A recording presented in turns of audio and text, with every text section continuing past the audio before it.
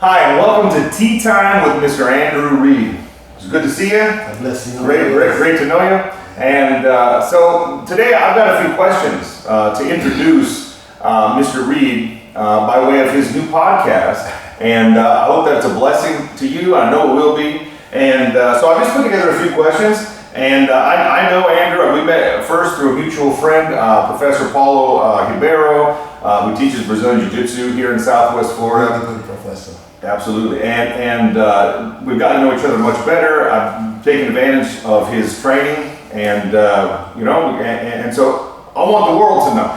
And so here's a question for you: how has your journey in the martial arts shaped your personal philosophy, both in life and in fitness? With martial arts, you have to have discipline. Absolutely. It teaches you how to know when to listen, when to speak, and every time you encounter or you actually experience something, you learn that it's making your life better. Absolutely. So I apply martial arts, the discipline, to my personal life. Yeah. And it teaches you that when somebody says something, believe. That's right. And act according. Right. So martial arts has been very tremendous in my life. It has changed a lot of things that you want to hold on to, and if you hold on to it, it stops your growth. Yeah, absolutely. For me, I always have said that finding boxing when I was a 13-year-old kid was the corner and turning in my life. And among the reasons is because I think a lot of people think of martial arts as primarily about fighting. We're training to fight. When they only look at the self-defense aspect and don't think about the self-development aspect. Yes. Well, if you're self-conscious, and knowing that you don't know everything, that's a really big learning curve. The physical side of it is extremely good to have because it keeps your body in the shape that it can prolong, so that what's in your heart and in your mind can heal other people. Yeah. But the physical aspect is just maybe 10% of what martial arts have to offer. Absolutely. If you're not a humble person, if you don't have humility, if you don't know how to address other people like how you want to be addressed. Unfortunately, in today's days, a lot of youngsters want to get the brute force of martial arts and not the rhythm of martial arts. Absolutely. And in martial arts, you have to be able to know that your body is really, really trying to heal itself. Yeah. And any little discomfort, to get through that, it's the healing part of the whole entire mind, body, and soul. Right. So, you hear even in scriptures, the righteousness exalted. Right. So it's the same thing. You keep a righteous mind. Oh, absolutely. And it's also enhanced within, my lifestyle. So it enhanced my lifestyle as a Rastafarian, knowing that Rastafari is not a religion, it's a lifestyle. Right. It's the way you treat people, it's the way you love people, it's the way you actually try to be non-confrontational with negativity. Right. I find it sometimes a bit, it makes perfect sense to me as someone who's seeing it from the inside. But it's interesting that a lot of people think if you're strapping on some black belt that, you're all about fighting. When in fact, if I accidentally bump into you, I would much rather accidentally bump into you at a store than some hothead who doesn't know how to fight, but who hasn't learned the self-control that comes with the associating not only the martial arts training, but you use a lot of martial arts style like cardio kickboxing and some of that kind of stuff along with other fitness aspects. So would you say that the martial arts informs your philosophy as a personal trainer? Absolutely. Absolutely. When you look at the word personal trainer, Yeah.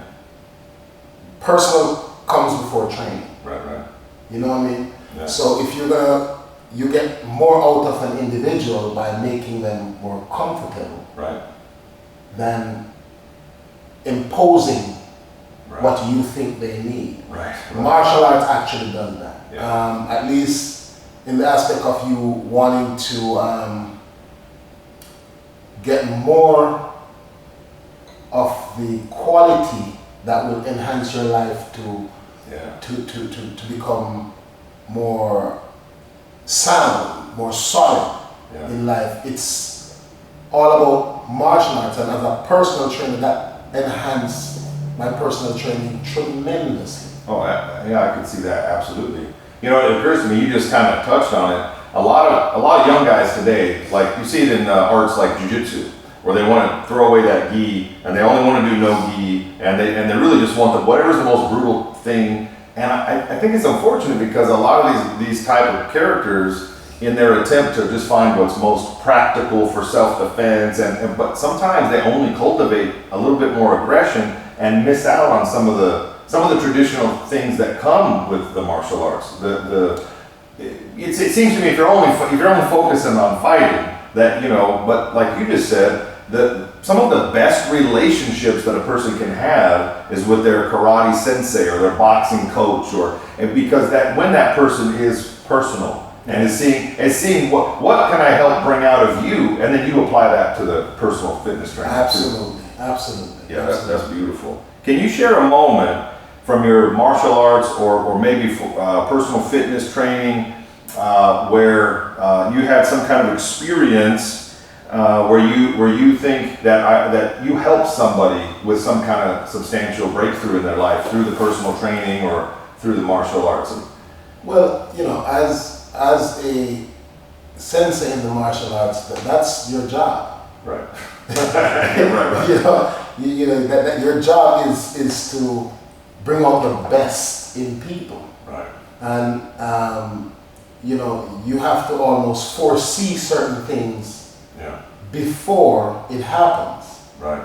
And for instance, you know, when I'm in a group class, I tend to feel the energy when the people walk in. Absolutely. And my job is to make sure they leave with their energy on a high note, so they can prolong throughout the day and change more people's lives and encounter them on the street, in their jobs, in the environment that they're in at the time. Again, I would say personal training. You have to get the person to know the person personally. Right. And then you can bring out the best in that person by enhancing their emotional, their mindset. Absolutely. And then here we go into the physical. Right? So if you're in an environment where you're gonna see a personal trainer or a martial artist to do a private lesson, and you are in yourself, you're not content. How could you actually create an environment that would have that person to be content enough to give you their best? Oh, yeah, absolutely. That's the most, one of the, all kinds of thoughts come to my mind. That's one of the most interesting things for me about giving anyone who is, let's say, truly called into any vocation of teaching. It occurs to me that those who fulfill that calling at some point have to adopt what you just said, or some version of it, where, I can't give away what I don't have.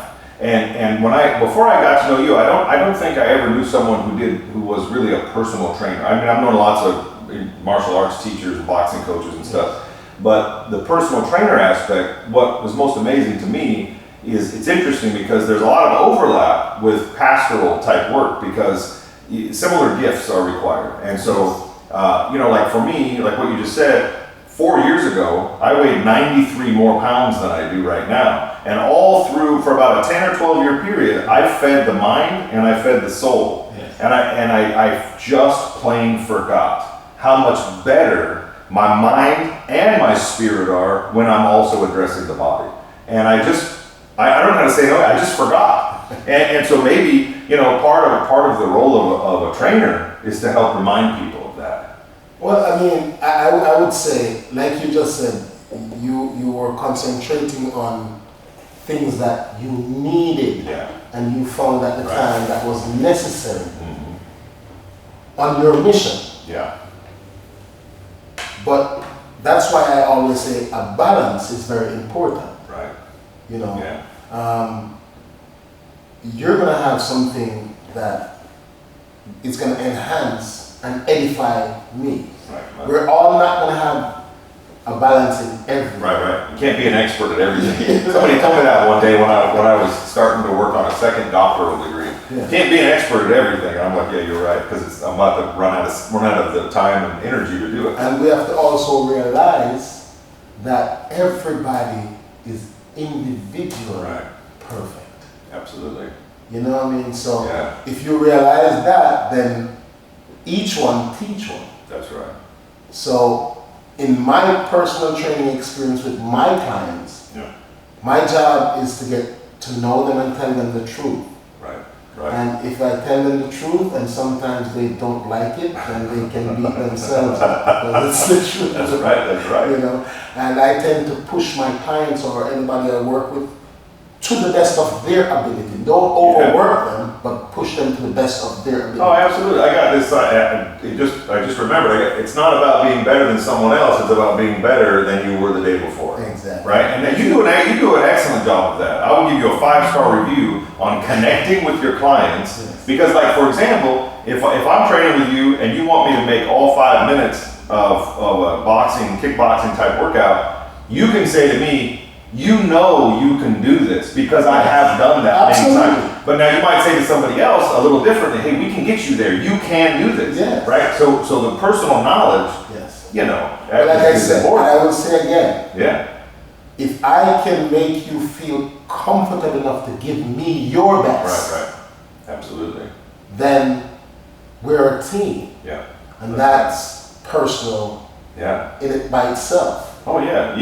You're almost like, it occurs to me that you almost take your role, and I think this is probably the healthiest or most productive way to do it, as like, I'm a catalyst in your life. I'm a fulcrum. I'm a point of leverage. I'm somebody God put me in your life to help turn the corner. Like, that's what I'm doing here. Yes. And which really is a sort of selfless engagement in that, because it's not about your ego. You're not trying to say, hey, I want to show the other personal fitness trainers that I did. No. It's like, how can I pour into you? And what I find most beautiful about that is over the many years of ministry, to the extent that you make your life about giving life away to others, the more life you get. The more life you get. This is what Jesus meant. If you want to find your life, lose it. If you want to get more life, give it away. And it's a cycle of giving that tends to raise the level for everybody involved. Absolutely. You know, beautiful. Beautiful. Hey, one last question. Let's see. In your work as a personal trainer, how do you help people overcome the barriers that prevent them from reaching their goals? And what I mean is, you know, like we're just saying, people are different. I mean, let's say, you know, what do you think about, okay, somebody comes in and the barrier is something in their personal life, something in their business life, and you see it, because they're carrying, like you said, I'm feeling their energy. You know, what is your philosophy like on let me be an influence to help you overcome those other barriers? Because sometimes it's those barriers that are slowing down your fitness, because you're all, you know, to get more flow. What do you think? I'm not going to be a part of the barrier. There you go. Absolutely. That's the whole aspect of everything. If somebody has something in their personal life that they can't get over to do what's going to make them live longer and be more comfortable, striving, Right. then I can't be a part of what's making you feel bad. Right.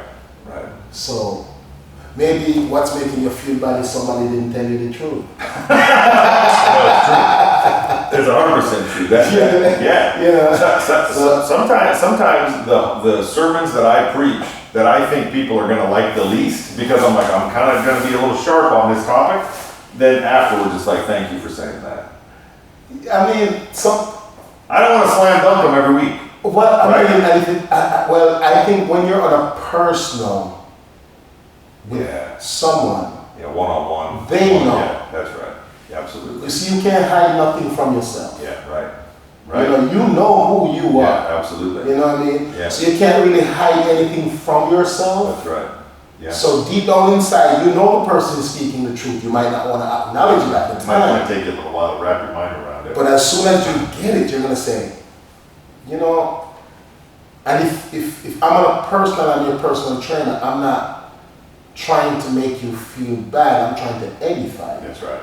That's right. And that's, again, all over the New Testament, to spur one another on to love and good works. Yeah, spur, like hitting the horse. And sometimes, but what I have noticed with you is that you build trust with people so that then you can push, and you're building trust and you can push a little, and no one who none of your clients would say, he's just dogging me. No, it's like, even if you're making them do something and they're like, I don't want to do this, they're still there doing it because they trust you. I think that, again, let's go back to the meaning of personal. Yeah. You can tell if I don't like you or I do. Right, yeah. It's Yeah, personal. yeah. But if the person is always pushing you to make you better, Yeah, we all need people like that in our lives. And the truth is, a lot of people don't have anyone in their life that actually loves them enough to say, what you think is your boundary, I can see clearly it's not. Let's just go one step beyond it. And then next week, let's see if we can go one step beyond that. the beauty about life is that when somebody check me, Yeah. I take the check. Because there's something that you have to learn from Absolutely. I have learned along the way that even criticism that you think might be unfair, look for if there's any truth in it. It's edification. And it's way better attitude than getting resentful at somebody. Listen, it's edification. Yeah. That's why I always say, when somebody tell me who they are, I'm going to believe you. Right. Absolutely. And I'm going to act accordingly. Right. And that's part of being personal with someone. Somebody look at you and say, I can't do that. Yeah. You have to look at them and say, maybe not now, but let's modify it. Yeah. And get you there. I love that. Maya Angelou famously said, when someone shows you who they are, believe them. It's like you can't hide from you could talk a game, right? This is what I love about the martial arts and fitness training. Like when I was in the Marine Corps, when you get pushed hard, I used to say when I drove armored vehicles in the Marine Corps, you really know who somebody is after they've been awake for 2 full days, hurrying up to wait in the desert in a tank. Because then you find out what somebody's really like. And I know some of the greatest people and some people that need to grow, right? Growth is a necessary thing for everyone. Right. So, in the personal training, getting to know people and the way martial arts has, helped me is to be patient, knowing that you don't know. Right.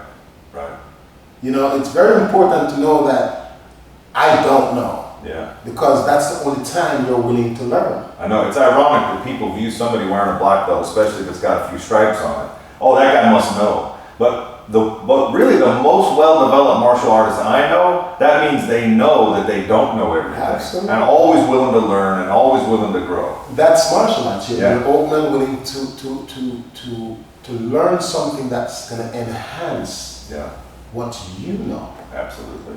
And if you understand the way the energy works, the energy is omnipresent all times. Right. So you don't have to say black off and black on. Right. It's there all the time. Absolutely. So most of the time we're not listening. That's right. Yep. So as a martial artist, personal trainer, I try to get on a personal note and keep it there. Life on life. Real. You don't get personal today and then tomorrow you give the person an evil eye. That's right. I would have thought personal training would be more about knowledge of technique, and that matters, and knowledge of exercises and so on. but it has a lot to do with life on life, giving away an energy, participating, Has and elevating energy. You know, giving a personal trainer knows their thing if they're a personal trainer. That's right. I mean, they know what muscle to exercise to do, what Right. muscle, Yeah. and if you're a martial artist, you know how to teach somebody how to punch and kick and all of that good stuff. Absolutely. But do you know how to have them not to lose their life? Right. Right. At the end of the day, we're giving away life, trying to give away and elevate life.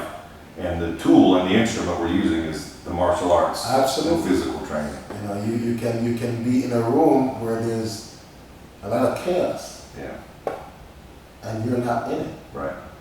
Yeah, you definitely, I was just telling the kids at a karate class last night, a young girl who didn't really want to spar, I said, listen, this isn't about fighting. This is about you learning to be comfortable being uncomfortable. Absolutely. Pushing yourself, doing something you don't really want to do, Yeah. you're a little bit afraid or intimidated of it, and then you find out. Another girl that we trained, she used to say she didn't like sparring. Now she's a little savage, you know? That's it. You're Yeah. the best. That's right, that's right. What you know they need. So yeah. Well, hey, I sure appreciate it, and you can find Mr. Reid. You can find him on Instagram, Facebook, Andrew Reid, and we'll make sure there's links below in the podcast. And God bless you. Having tea with Mr. Reid. Having tea with Mr. Reid. That's all we do. Welcome to podcast number 1. God bless you today. Amen. More blessings.